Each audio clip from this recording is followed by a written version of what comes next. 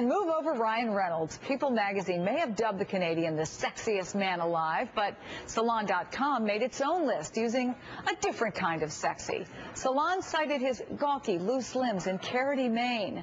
Coming in at number 15, Conan O'Brien.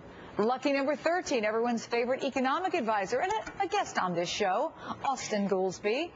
And let's bring in our company, Martin Frost, Princella Smith, Steve Kornacki, and our very own Richard Lee. Okay, you want to hear some more of the names on this list?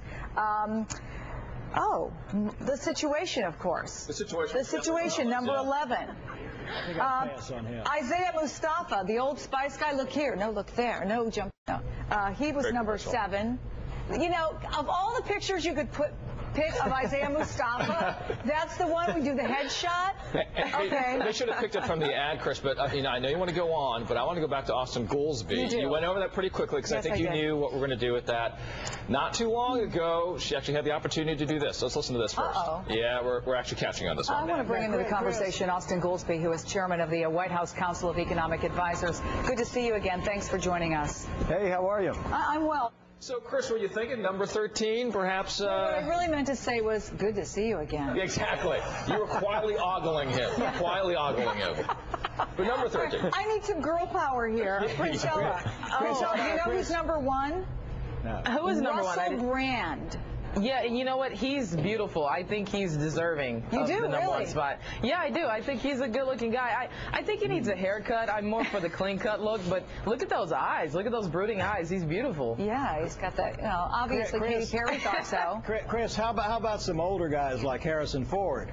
Oh, I don't think he goes to the nerdy sexy group. He goes in the still sexy, like always one of the hottest guy group, well, right? They weren't. Now I can tell you. Steve Kornacki. What about Steve Kornacki? Well, unfortunately, this is a Salon.com venture, so employees were exempt, so they weren't my chances. But we did try to get in. I can tell you the process involved here a little bit. I want to hear you. It wasn't just bringing in nerdy people. I think nerdiness was sort of one of the factors that they felt other sexy lists don't incorporate, and I think some of the people at Salon felt that nerdiness can in certain instances be sexy. Now whether you think Austin Goolsbee is somebody who embodies that kind of nerdiness, that's open for discussion, but I think that's the reason a guy like Goolsbee's on there. And you look at a guy like Russell Brand coming in number 1 versus Ryan Reynolds in the People magazine list. I think that there's a certain frustration I was picking up talking to people within Salon that the People tends to be very predictable in their view, very conventional. So you were looking for a thinking woman sexy.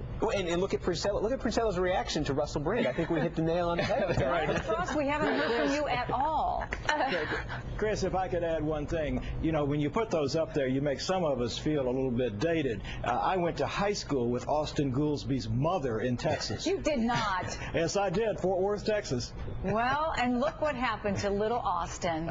He's become one of the sexiest men alive. Chris, I'm wondering how they use any of these titles. How do you work it into your resume? Sexiest man alive, or you put it at the top. You put it right at the top when you meet somebody. Hi, I'm Hello. Hey, Goolsbee tweeted it yesterday. He did so not. There you go. We were really excited to see that. We were hoping Conan would too. Fights inside the room as people were trying to figure out who made the top of the list. This was a vicious process. Yeah. Friendships were lost, loyalties were tested. No, it was a nice. Fun stuff. Yeah, it was fun, and it was fun to see all of you today. Thank you so much. Thank you. Thank you. All right. That's going to do it for me this hour. I'm Chris Jansing. See you right back here tomorrow, every weekday, 10 a.m. Eastern.